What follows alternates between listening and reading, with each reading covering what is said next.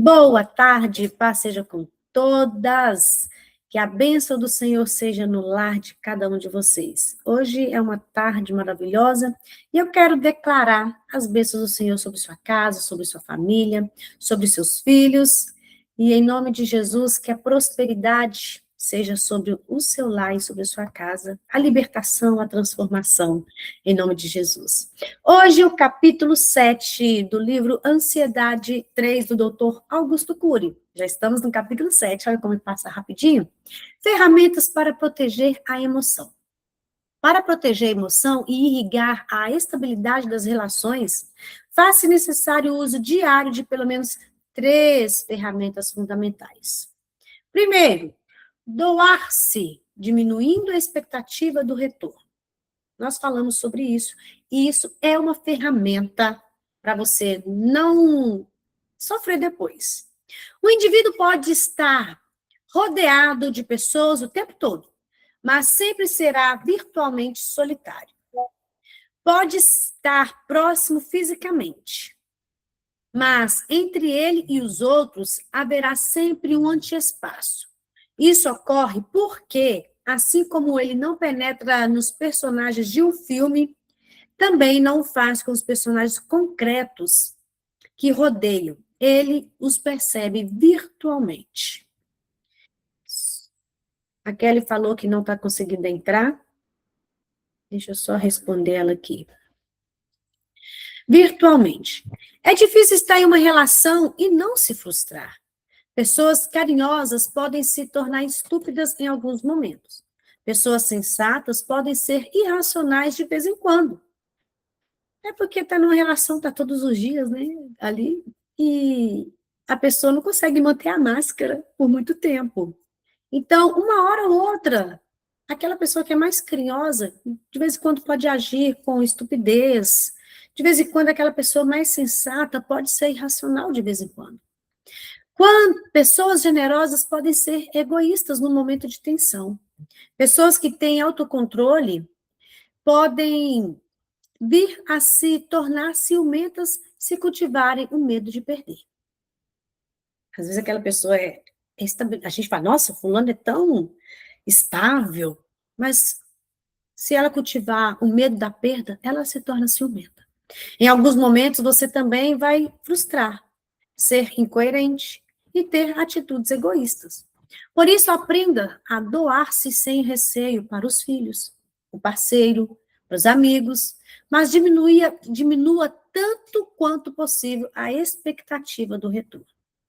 Gente, isso é uma ferramenta incrível para nós não sofrermos frustrações.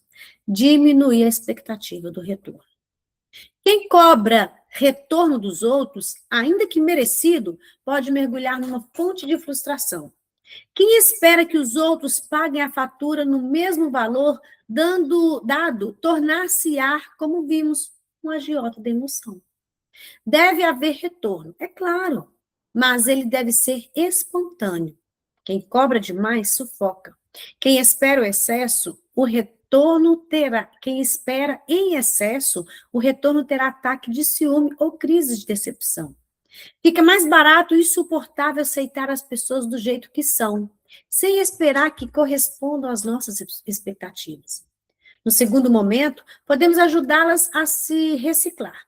Se aumentarmos os níveis de exigência, a relação poderá, pouco a pouco, ficar insuportável. Belos romances não se destroem quando os amantes tropeçam nas grandes montanhas, como traição, mas nas pequenas pedras. Meu Deus, é no dia a dia, é naquelas cobranças, é naquelas ruminações, né? Aí você fica ruminando e fica cobrando o tempo inteiro. Essas são pequenas pedras que destroem o relacionamento. Uma jovem me disse, doutor Cury, casei-me com uma pessoa muito difícil. Dei um passo para trás e ela, ansiosa, continuou. Pense uma pessoa complicada. Você que é um psiquiatra não suportaria conviver 5 minutos com ele sem perder a paciência. Dei outro passo atrás, olhei bem nos olhos dela e disse, olha, se você escolher uma pessoa tão difícil para viver, você não deve ser tão fácil, pois os semelhantes se atraem. E ele vai ficar mais difícil se você agir como uma neurocirurgiã, querendo operar o cérebro dele. Uau! Meu Deus! Por favor, observe bem as ferramentas derivadas da solidão da consciência virtual para proteger a emoção e alicerçar a relação. Não viva enclausurado. Uma pessoa individualista e egocêntrica não é feliz. Enfatizo. Doe-se, entregue-se, seja generosa, mas diminua a expectativa do retorno.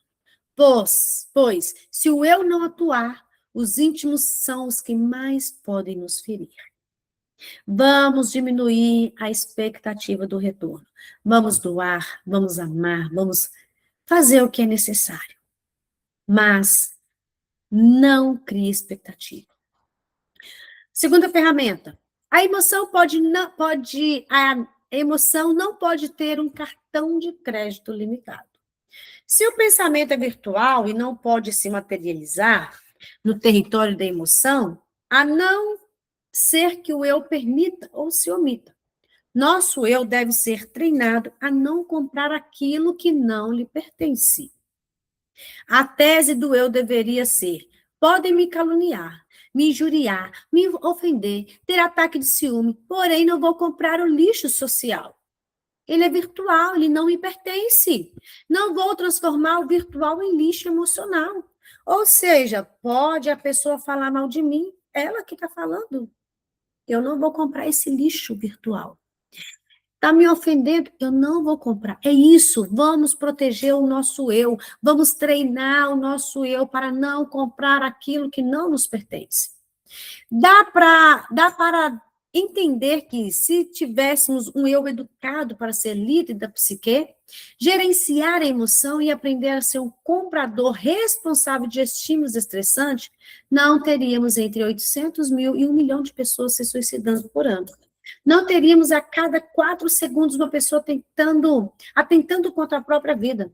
Se fosse maduro e autônomo, o eu não compraria o que não lhe pertence. Não se sentiria excluído, nem ficaria se punindo. Os professores são os profissionais mais importantes do teatro da emoção. Porém, o sistema de educacional mundial está doente, formando pessoas doentes para uma sociedade doente. Ele não trabalha os papéis do eu como gestor da emoção. Como propomos na propaganda da Escola de Inteligência, a humanidade continuará a ser uma fábrica de doenças emocionais. Não é sem razão que 70% dos alunos estão apresentando sintomas de timidez e insegurança, mesmo que entrem nas redes sociais. Imagine que a metade da plateia de alunos provavelmente precisará de psiquiatras e psicólogos. E a prevenção? A educação clássica assiste passivamente a este desastre socioemocional. Continua ensinando a matemática numérica, sem ensinar a matemática da emoção. Continua ensinando línguas sem ensinar os alunos como falar com os seus fantasmas mentais e domesticá-los.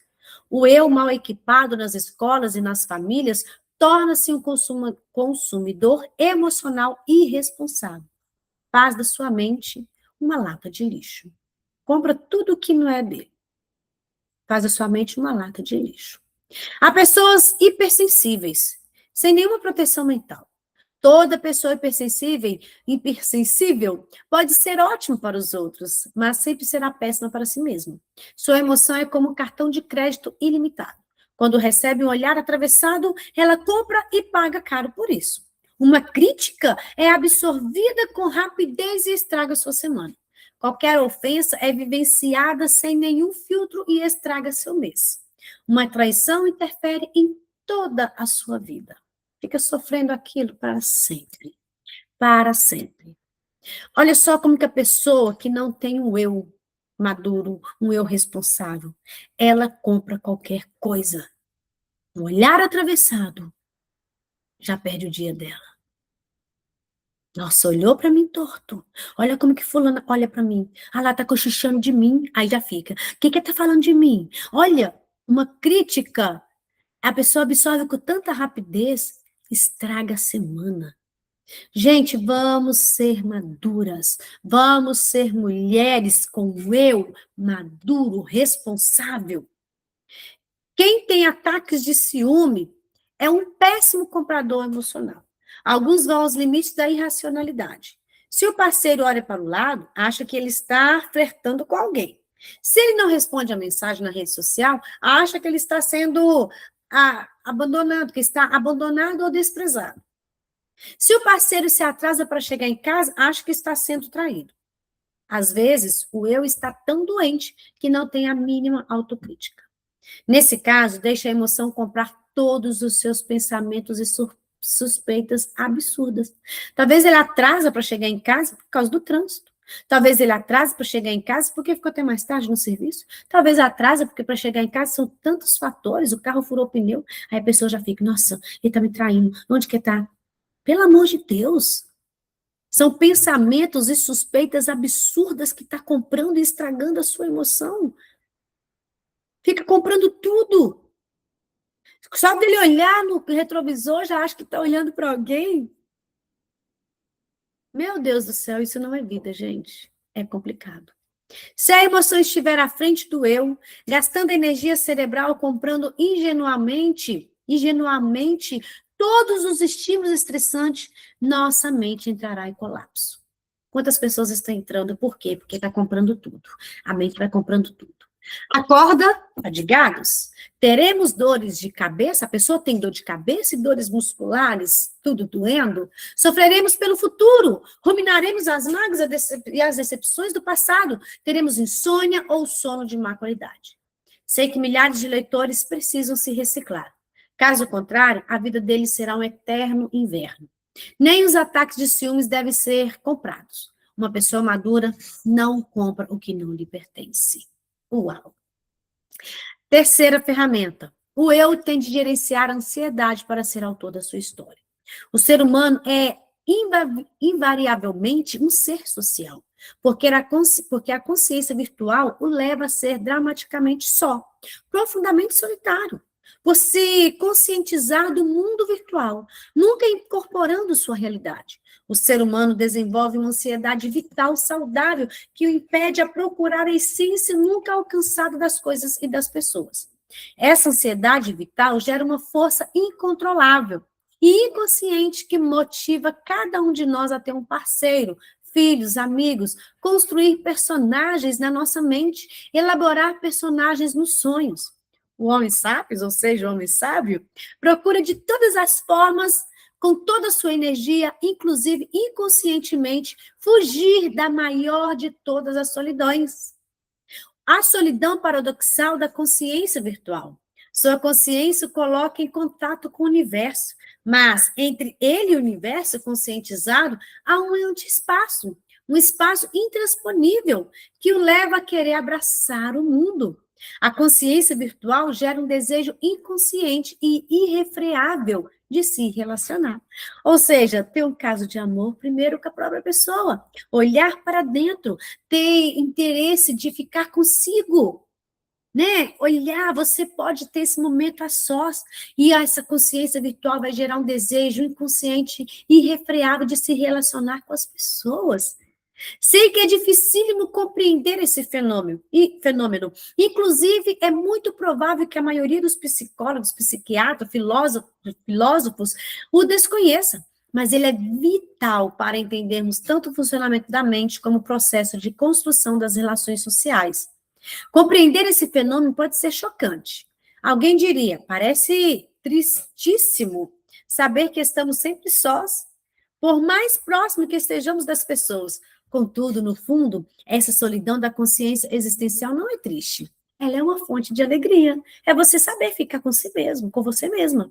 É você entender e conversar consigo mesma, entender as suas emoções. É isso, é o autoconhecimento. É olhar para dentro de nós. É imergir, né? Imersão, isso, imergir dentro de nós e ter essa solidão. Então, ela não é triste, é uma fonte de alegria. Sem ela, não teríamos fome e sede de amar, de encantar o outro. Sem ela, o homo sapiens, ou seja, o homem sábio, não seria um ansioso homo socius. Seríamos coletivamente autistas. As pontes virtuais costumam ser tão frágeis que deveriam ser regadas de beijos, abraços, apoios, valorização, elogios. Reitero, sem a solidão paradoxal da consciência virtual que nos aproxima do objeto conscientizado e, porém, ao mesmo tempo nos coloca infinitamente distante dele, não teríamos uma ansiedade vital que nos motiva a construir várias relações sociais. As famílias nucleares não vão acabar. Como pensam alguns, os romances não vão deixar de existir, como muitos imaginam. Uma pessoa pode ter ciúme, decepções e até vivenciar traições em seu relacionamento. Pode se separar e dizer, nunca mais me relaciono com ninguém. Mas muito provavelmente, cedo ou tarde, construirá outras relações afetivas. Se não as construir com pessoas concretas, as construirá com seus fantasmas mentais. Mas há um contraponto. A virtualidade da consciência pode nos encerrar numa masmorra e, portanto, gerar aspectos muito negativos. A solidão da consciência gerada na esfera da virtualidade pode ser uma fonte de estresse se não for minimamente saciada. Pode produzir angústia, insatisfação, humor depressivo. Há homens que trocam de parceiro na mesma frequência que trocam de camisa. Ao menor sinal de tédio ou estresse, já pedem a separação. Há pessoas que não conseguem se fixar em nenhuma amizade. No começo da relação, têm um ânimo maravilhoso, ficam eufóricos, depois, com a mínima frustração, trocam os amigos. Muitos mudam de profissão, de cidade, de casa, de sonhos, com tremenda facilidade. São cronicamente insatisfeitos. Quem não tem estabilidade nas relações sociais, não tem estabilidade emocional. Sua ansiedade vital é exagerada, tornando-se doentia. Está sempre procurando algo ou alguém para saciá-lo, sem entender que o buraco é mais fundo e está mais perto dentro dele mesmo. Vive numa masmorra virtual. Não sabe se entregar, amar, se doar, ter projetos estáveis e profundos. Nem sempre são os traumas ou janelas Killing que causam tal instabilidade. Ela pode ser causada pela disfunção do eu. Um eu que não é protagonista, mas dirigido pelos estresses da vida. Não terá autocontrole. Um eu disfuncional não será autor da sua história, pois não aprendeu a proteger sua emoção, nem a gerenciar sua ansiedade. Portanto, será governado pelo tédio, pelas crises, pelos conflitos, pelas perdas, pelas decepções. Andará nas nuvens, não colocará os pés na terra, não saberá o que quer. Uau! Finalizamos o capítulo 7. Como é gostoso ficar lendo e aprendendo, né? Boa tarde, mãezinha. Como é bom a gente ler e a gente ver que nós podemos mudar tantas coisas. Nós podemos mudar muitas coisas. Alguém deseja contribuir esse capítulo? Falar um pouquinho dessa parte? Não? Que Jesus abençoe vocês. Amanhã estaremos aqui, capítulo 8, se Ô, Deus... Lê, hoje ou amanhã que é seu nível? É amanhã, viu, neném?